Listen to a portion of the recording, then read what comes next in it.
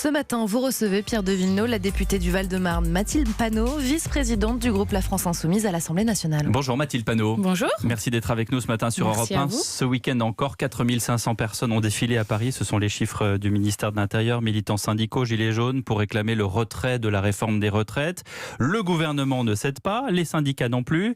Est-ce que c'est responsable d'encourager, comme vous le faites, un tel enlisement ? Alors, je pense que ce qui était responsable, c'est l'attitude du gouvernement qui, concrètement, répond par un grand vide à une mobilisation qui est quand même une mobilisation historique. Puisque lorsqu'on regarde l'année qui vient de s'écouler, on a eu à la fois la mobilisation des Gilets jaunes, mais aussi une mobilisation de l'ensemble des services publics, que ça soit les hospitaliers, que ça soit les pompiers, les enseignants. Et maintenant, cette mobilisation absolument massive et historique qui dure maintenant depuis 26 jours. Et ce qui est irresponsable, c'est de continuer à bloquer le pays comme le fait Macron et son gouvernement. Vous avez entendu les usagers des transports dans le journal de 8h, ils disent « entendez-vous », c'est-à-dire le gouvernement et les centrales syndicales. Qu'est-ce qu'on peut dire quand on entend justement les gens qui, tous les matins, sont pris au piège parce qu'ils n'arrivent pas à aller travailler ? Je pense que le gouvernement aurait pu tout à fait dire, puisqu'il y a une opposition aussi forte à cette réforme, puisque nous ne voulons pas de la réforme à point, nous aurions pu l'enlever, ils auraient pu donc l'enlever et faire en sorte qu'on puisse repartir sur des bonnes bases. Le gouvernement a décidé d'en faire autrement. J'étais ce matin avec les grévistes de la RATP à Vitry-sur-Seine, qui s'en sont à 26 jours de perte de salaire. On ne fait pas grève par plaisir, ils font grève pour l'intérêt général, et mieux vaut quelques jours de galère qu'une retraite de misère. Ça, c'est ce que vous dites, mais est-ce que vous êtes d'accord quand vous entendez justement les précaires qui témoignent au micro, on les entend tous les jours, ce sont aussi vos électeurs, ce sont aussi des sympathisants de la France insoumise qui disent on cherche seulement à aller travailler et on n'est pas forcément d'accord avec cette grève. Qu'est-ce que vous leur dites ? Mais sur les précaires justement, c'est un excellent exemple. Dans quelle situation sommes-nous en France ? Nous sommes un des pays les plus riches au monde. Nous avons 6 millions de chômeurs dans le pays, plus de 9 millions qui vivent sous le seuil de pauvreté. Nous avons les hospitaliers qui disent qu'ils n'ont pas assez de moyens et assez de personnel pour pouvoir traiter dignement les gens. La même chose pour les enseignants, la même chose pour les AESH qui s'occupent des enfants handicapés à l'école. Et de l'autre côté, on nous dit qu'il faut encore travailler plus et gagner moins. Mais à quoi ça rime ? Plus d'une personne sur deux à l'âge de la retraite est déjà au chômage. On va reculer encore pour les plus jeunes la possibilité d'entrer dans le marché du travail. Donc ce qu'il faut, c'est partager le travail. C'est travailler moins pour travailler mieux et toutes et tous. Et justement, arrêter d'avoir du travail précaire comme on en a de plus en plus aujourd'hui, puisque vous le savez, vous avez à peu près 70% de l'emploi qui est créé, qui est de l'emploi en CDD et parfois des CDD de moins d'un jour. C'est ça qu'il faut arrêter, revenir au CDI et revenir à la retraite à 60 ans pour que nous puissions travailler toutes et tous. Donc vous appelez le gouvernement à retirer son projet de réforme des retraites. Entre-temps, l'opposition, pas seulement vous, mais l'opposition d'une manière générale crie au pourrissement entretenu par le gouvernement, mais en même temps vous vous appelez à constituer des cagnottes pour les grévistes. Est-ce que franchement c'est la bonne chose à faire en ce moment ? Évidemment. Je vous le disais ce matin avec les grévistes, rendez-vous compte, 26 jours de salaire en moins. Un mois de salaire en moins. Qu'est-ce que vous feriez avec un mois de salaire en moins ? Donc c'est notre devoir d'être solidaire. Et justement, la grève...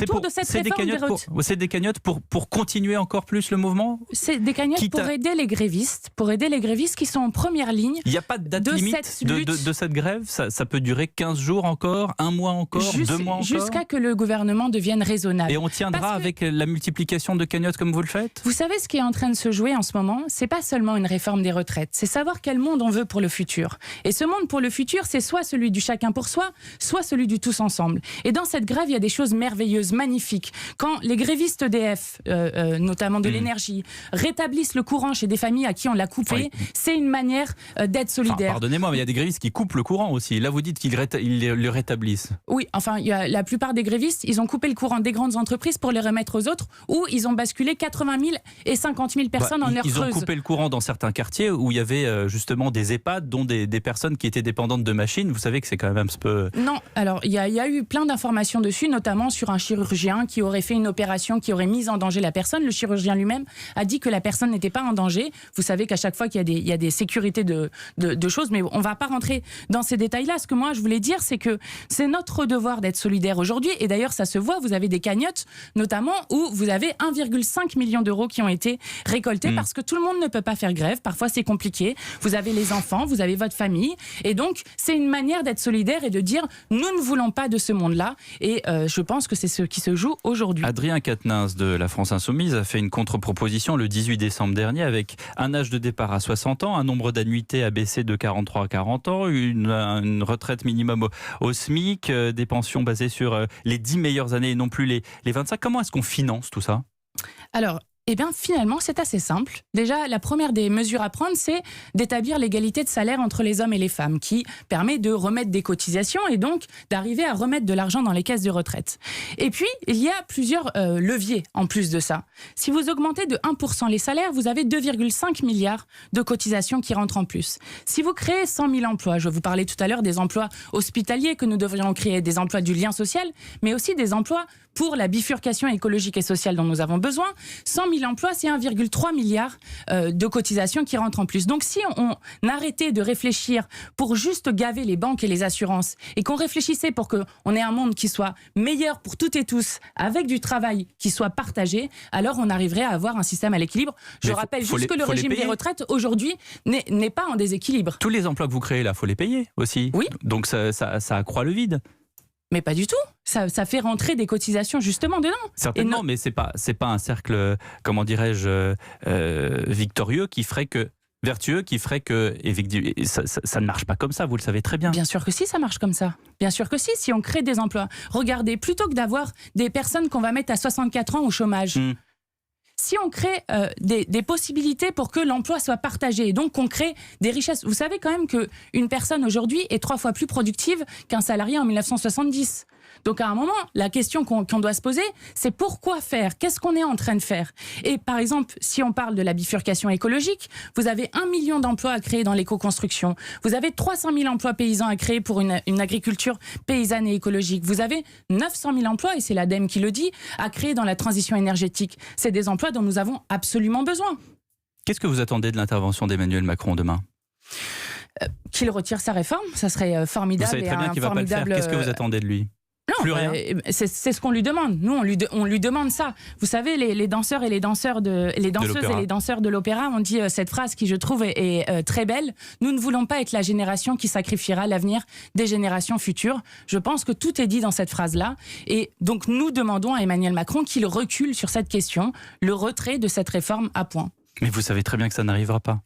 Mais pourquoi ça n'arrivera pas ? Vous imaginez demain Emmanuel Macron dire Français, Françaises, je retire la réforme des retraites ? Eh bien, ça serait une manière de gouverner qui enfin prendrait en compte la souveraineté populaire et de dire qu'on ne gouverne pas contre le peuple. En fait, la fracture gauche-droite, elle existe toujours.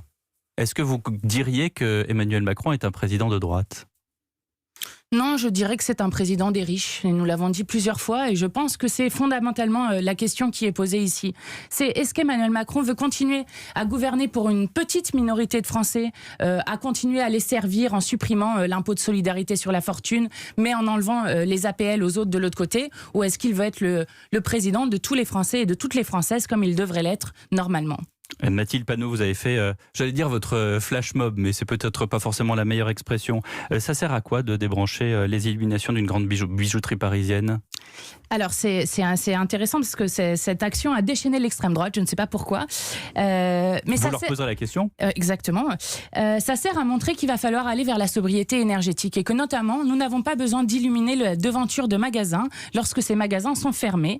Or, beaucoup des devantures de ces magasins sont encore allumées à 22h, 23h, minuit, 1h du matin. Et donc, si nous voulons aller vers le 100% énergie renouvelable, nous devons avoir une sobriété et une efficacité énergétique et réfléchir à nos besoins. Parce qu'aujourd'hui, le problème de l'organisation sociale de notre société, c'est qu'elle ne répond plus aux besoins élémentaires des gens. Moi, je ne trouve pas ça normal qu'un magasin soit allumé la nuit, mais qu'une famille n'ait pas de quoi se chauffer ou de quoi se nourrir convenablement. Ça n'est pas, comme ça a été dit, un acte envers le président du groupe qui possède cette bijouterie. C'est parce que vous estimez que ça doit être allumé jusqu'à 19h ou 20h et non pas jusqu'à 1h du matin. Oui, et nous ne l'avons pas fait que sur cette boutique-là. C'est cette vidéo-là qui a fait plus parler d'elle. Évidemment, ça a une connotation, le fait que ça soit une bijouterie qui récemment a été rachetée par le groupe LVMH et que ce soit Bernard Arnault, évidemment ça fait parler. Oui, bien sûr. Donc c'était voulu. Ah oui, bah c'était une manière aussi de communiquer autour, mais l'action plus globalement était une action qui était organisée par Youth for Climate et qui s'appelait on veut voir les étoiles Manu, donc qui était une action qui était beaucoup plus large que celle-ci. Vous allez en faire d'autres, des actions comme ça? Oui, nous continuerons à faire des actions qui permettent de réfléchir et de penser à justement ce qui sont des besoins artificiels et ce dont nous avons réellement besoin et qui permettent d'imaginer une société où justement on ne soit pas dans un consumérisme effréné et qui rouvre des horizons heureux pour l'avenir. Merci beaucoup Mathilde Panot d'avoir été l'invitée d'Europe 1 ce matin. Europe 1. Dans la suite de votre matinale info, on écoutera les explications de Fanny Agostini sur le grand retour du cheval de trait. Il y aura aussi la table des réveillons avec Hélène Darroze, rien que ça. Et bien sûr Nicolas Canteloup juste après, alors restez avec nous. C'est votre matinale info avec Pierre de Villeneuve.